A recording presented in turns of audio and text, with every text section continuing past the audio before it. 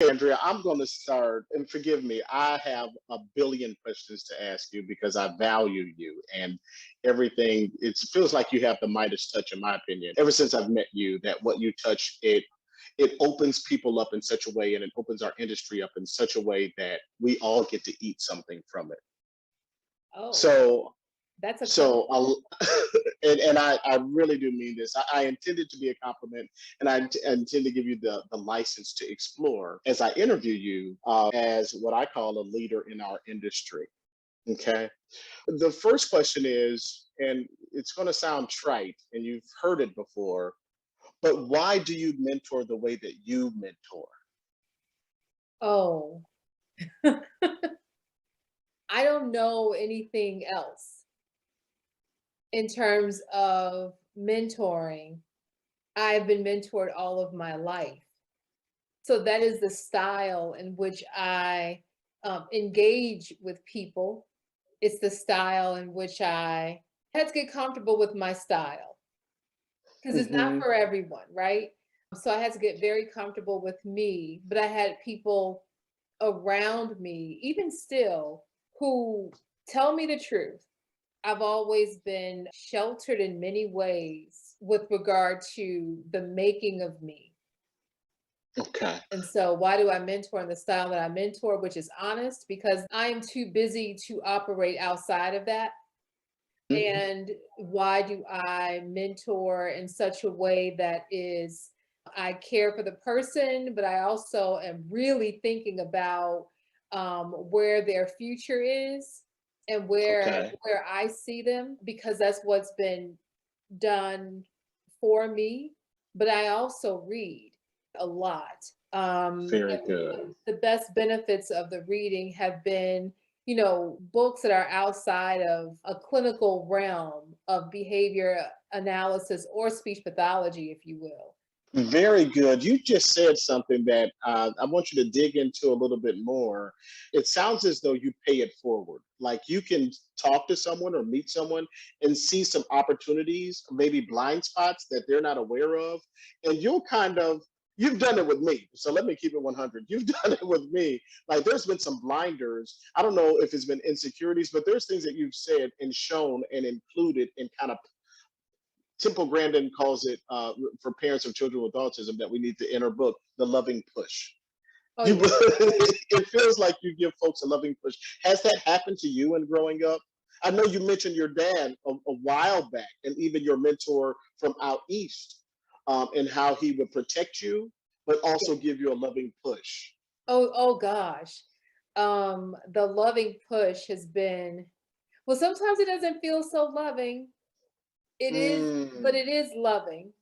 So my first mentor was my father. My family would all huddle. So right. I'm accustomed to getting into a spot and a space with people who can mastermind in a moment, if you will. So it's been our Good. kitchen, it's been, and my father is a night owl, well, was a night owl, and I stay up late.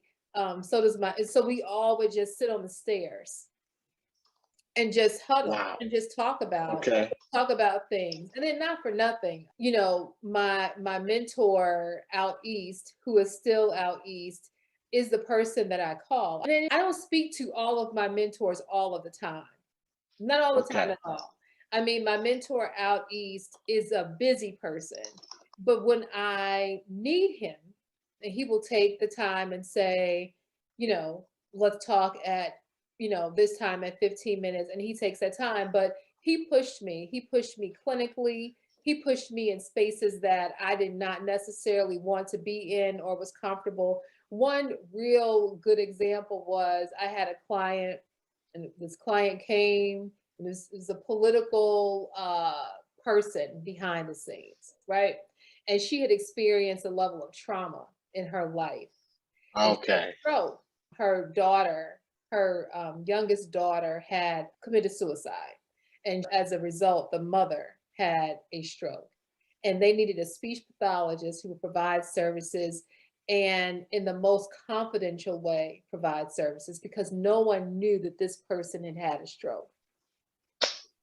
Gotcha. They just knew that she was out dealing with the change of life of mothering in that way, in that space. And so I was young. I was in my 20s. And I was like, I felt so intimidated. I'm like, I can't do this. And they were like, you you will do this.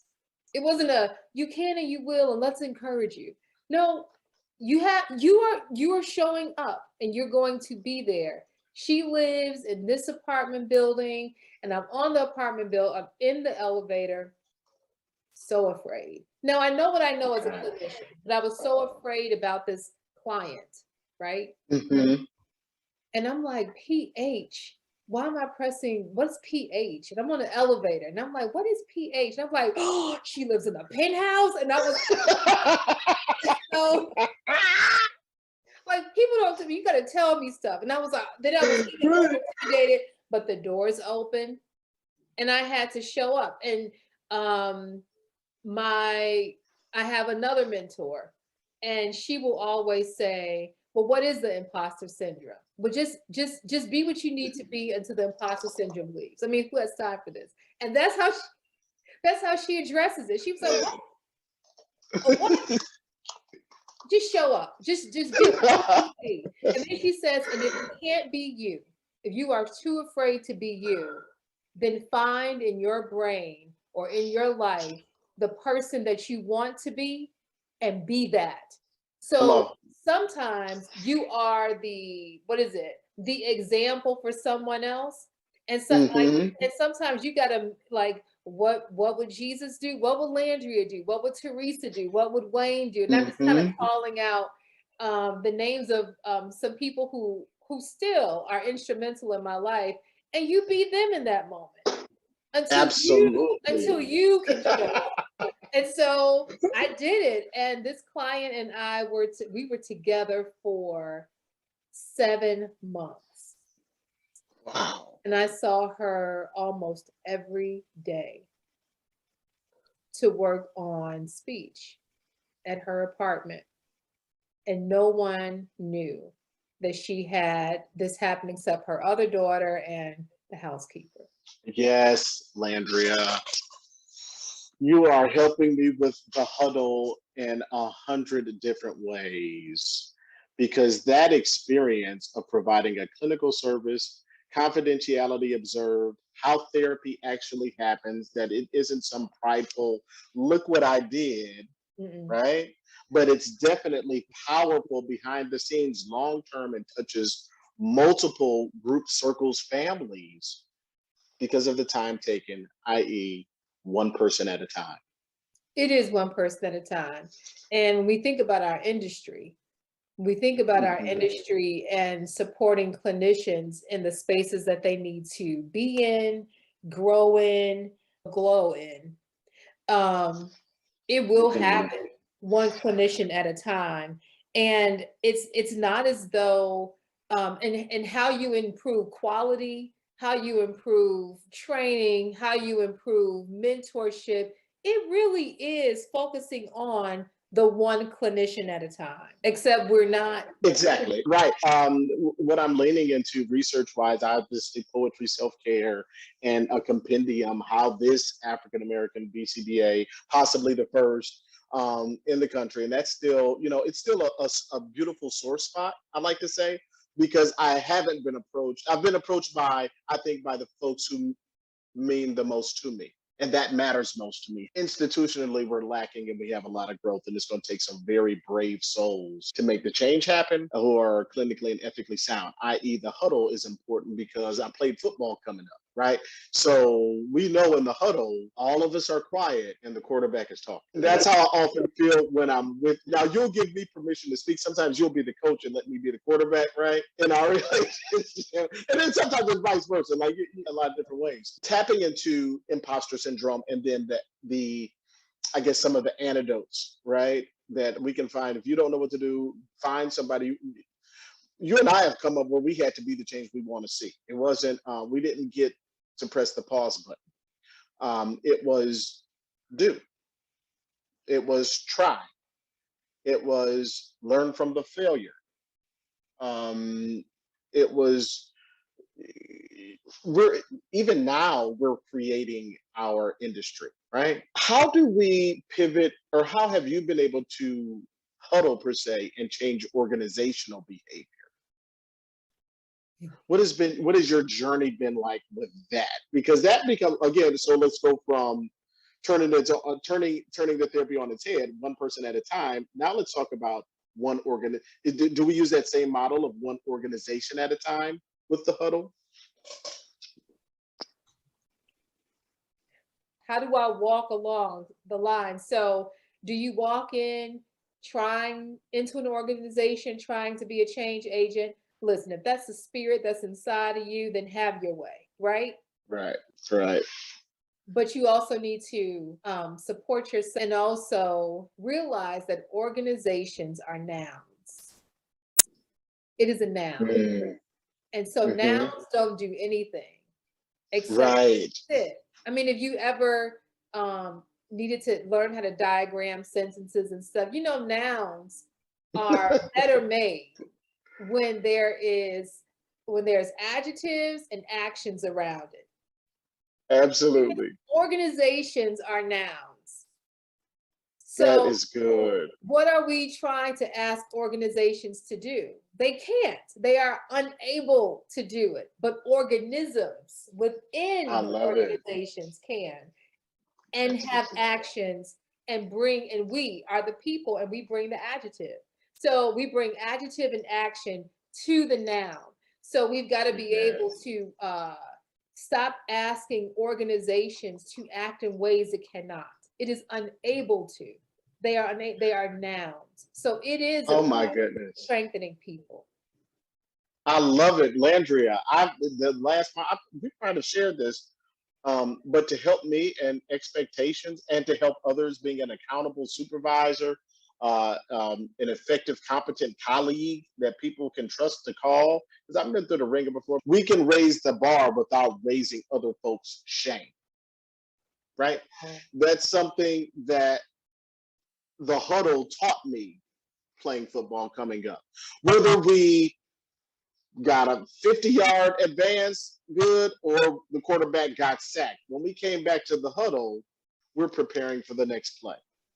Well, so I don't know any coach, and I'm not a sports person. I just, I dabble. But I don't know any coach that wants a player that doesn't think. Mm. So, sure, we get in this huddle. We get in this huddle, we strategize. And sometimes, there's huddles at practice and there's huddles at games, regular games, and then there's the playoffs and championships. And so I would imagine that those huddles are more intense as you continue to climb, right? And Right. so for me, as we're not talking about mentorship, you know, after you for the first 5 years of your professional career. I think people need mentorship until they are no longer breathing. You still need Right. you still need a counsel. You still need people, but you need them in all the areas of your life. Think about it. Football Oh players, my gosh. you get on training and you get your huddles. So you get training, you get your huddles to continue to elevate you, right? And then Right. your huddles become more intense as the team progresses or as you as an individual progress, right? And then you move to another team if that team is not, however that works. But off the field, they also have a team of advisors to help them figure out how to live this new level of life that they have entered into. So Oh my this goodness. is how we get into conversations of I'm a BCBA, I have children. Why can't I do this with my own kids? Yes, This is yes, how we get into yes, yes. conversations of I'm a BCBA. How do I live the life of a Christian as a BCBA when we depend so much on the science, right? Oh my How do I goodness. meld those two? This is how we get into conversations of I'm a BCBA and after I've been with somebody else's children, I have no energy to give to my own family or my own spouse.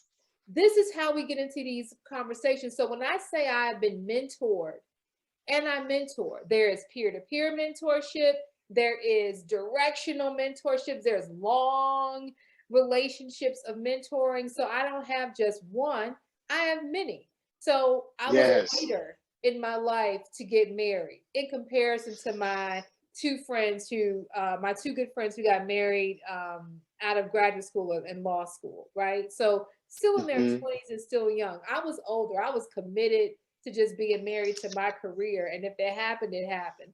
And so that Right. was me. So I had a chance to really sow some good seeds in my career where, my friends and their husbands, they kind of grew up together in that space. But when I got Hmm. married, there was mentoring available for me from them Wow. because they had done it for so long. So mentoring is, it cannot be a mind space of, let me just do this as a clinician. Who you are shows up in your clinical work, and your clinical work is of benefit because of who you are. You know, then what does your huddle look like?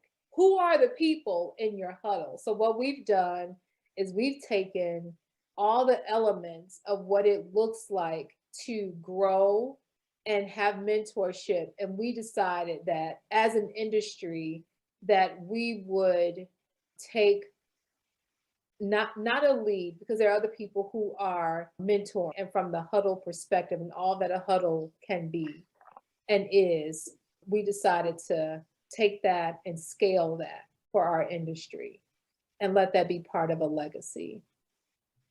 Wow. You inspired me so much. I got a transition, but you made me go to, wow.